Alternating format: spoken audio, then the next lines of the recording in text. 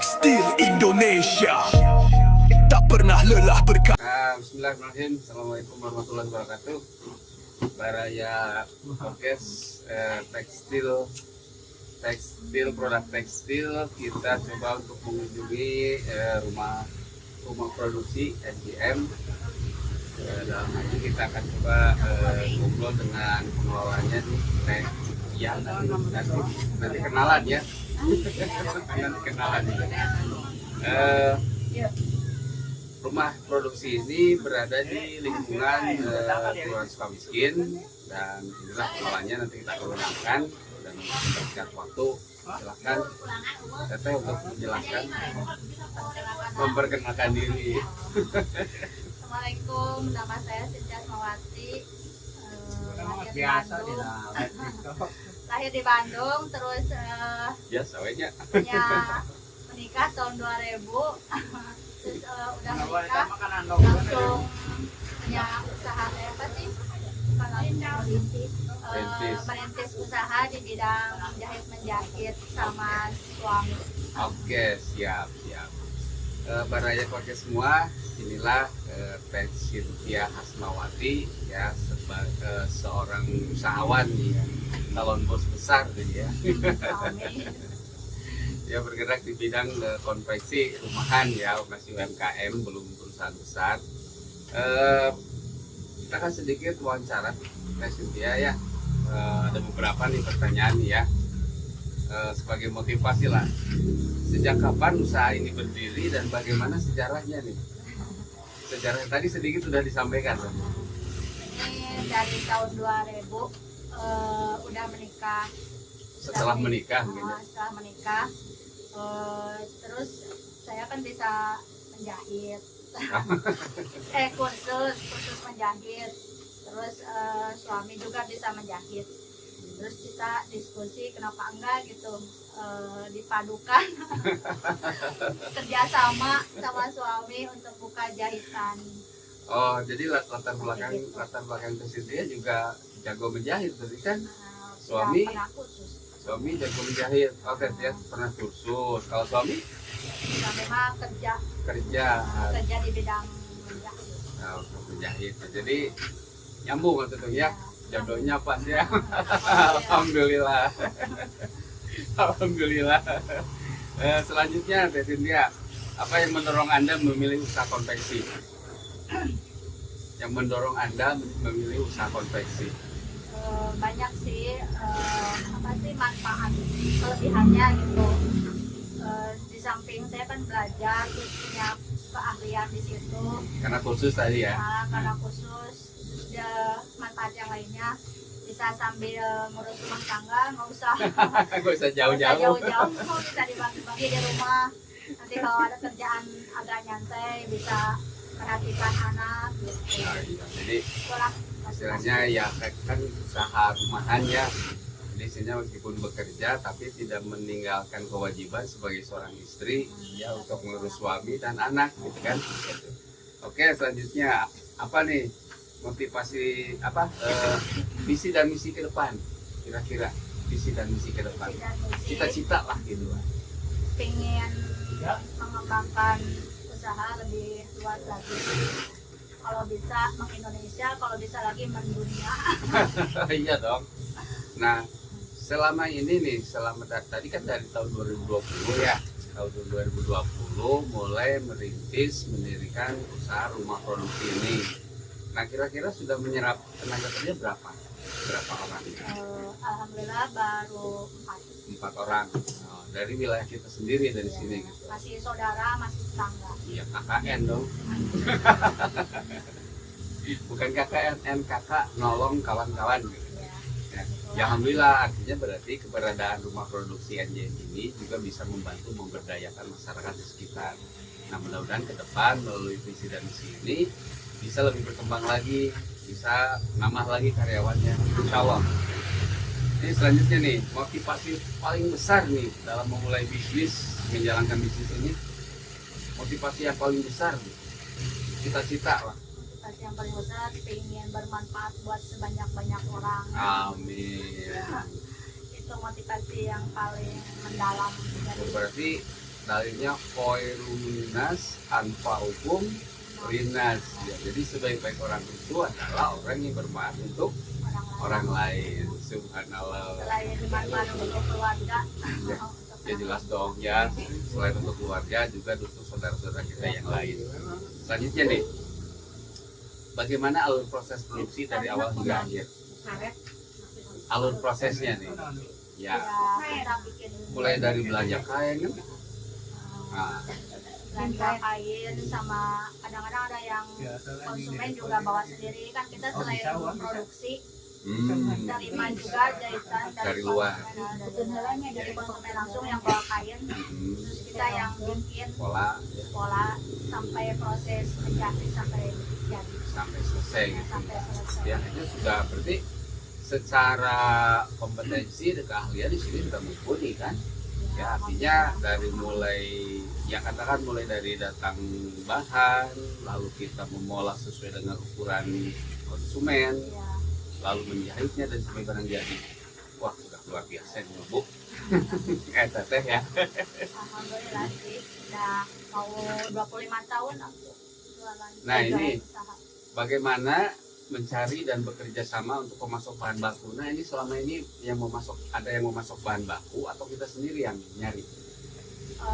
Ada yang memasok, kadang ada kita yang nyari juga. Tergantung bahan Kebutuhan. yang diperlukan Oh, berarti sama konsumen. tergantung kebutuhan ya. Jadi kalau untuk, nah itu mah berarti ya apa? Kalau dipasok mungkin barangnya tertentu ya, gitu ya. Lanjut teh nih, bagaimana strategi pemasaran dan penjualan yang digunakan? Nah, strateginya nih, Kalau strategi sekarang ada media sosial. ya, Kita manfaatkan media sosial kayak TikTok, Instagram, YouTube. jadi jualan online dong ya, jual online. Tapi yang offline, Kalau offline mah paling dari mulut ke mulut. oh, ya kan apa outletnya kan di sini kan, ya. Ada toko offline-nya juga. Jadi rumah produksi di sini, outletnya juga di sini, tapi juga ada yang online ya. Dan kalau di sini kan yang offline-nya kan seperti itu. Oke. Selanjutnya bagaimana menentukan harga jual produk? Rahasia enggak? Ada kita jual produk disesuaikan kalau jahitan ya. Ya. Kalau terima jahitan biasanya disesuaikan sama mudah dan tidaknya suatu baju dikerjakan. Kalau mudah relatif standar, kalau agak susah relatif tinggi. Terus disesuaikan juga sama keadaan konsumen. Kalau konsumennya menengah ke bawah, Ya. harganya agak bersahabat. Kalau konsumen menengah ke atas, harganya yang standar. Iya. Jadi mode juga menentukan ke harga ya, berarti ya. Iya. Mode gitu kan, model. Iya. Jadi model itu kan ternyata kan di situ ada yang namanya ruang ataupun lingkup menjahit yang agak susah kayak gitu kan, itu pasti harganya agak tinggi ya karena beresiko tinggi. Oke, siap. Kita selanjutnya nih. Nah tadi sudah ditanyakan tadi berapa jumlah karyawan, tadi kan sudah ditanyakan. Alhamdulillah Baraya Podcast tekstil, produk tekstil nih, Teh Cynthia ini yang punya rumah produksi NGM dengan Kang Aan ya, alhamdulillah sudah bisa merekrut 4 orang dan akhirnya memberdayakan. Dikala ekonomi susah seperti ini, alhamdulillah masih ada kita saling bantu membantu. Kita langsung teh, apa saja tantangan terbesar nih yang dihadapi dalam menjalankan usaha ini? Tantangan terbesar, Tangan terbesar. apakah dari marketing atau dari bahan atau dari konsumen? Tangan terbesar ini apa sih? Ekonomi sulit. Tangan terbesar lah, jadi ngaruh juga. Ya, Ngaruh ke apa sih? Ke konsumen yang makin apa sih? Makin sedikit. Beda sama waktu sebelum corona kan Ya. konsumen bisa sampai meledak-ledak. Kalau Ya. sekarang mah ya kan kalau kurang. COVID itu kan tahun 2020. Masa sekarang tahun 2025 juga mau akhir masih sepi? Nggak sepi sih, cuman agak menurun. Oh enggak nembak kayak dulu gitulah Beda ya. lah. Beda. Ini kan Sama sebelum corona. faktor kondisi negara juga Iya. kan ya, Negara juga mempengaruhi, sangat makanya sangat mempengaruhi. Nah makanya nih untuk Pak Menteri, pemangku kebijakan nih, Pak Wali Kota, tolong perhatikan nih agar ekonomi keracyatannya bisa berjalan lagi, terutama dari sektor UMKM. Kalau tidak dibantu, wah bisa bangkrut nih perekonomian Indonesia. Selanjutnya nih, pernah nggak menghadapi kendala gitu? Maksudnya kendala kalau ada pesanan kita terlambat, kalau kita beli barang harus apa, pembayarannya nggak lancar, pernah nggak ngalamin seperti itu dengan kondisi ekonomi seperti itu? Sering sih. Sering ya. Yang lengkap dong seringnya tuh. Sering, cuman ya kita harus pintar-pintar lah ngatur-ngatur keuangan.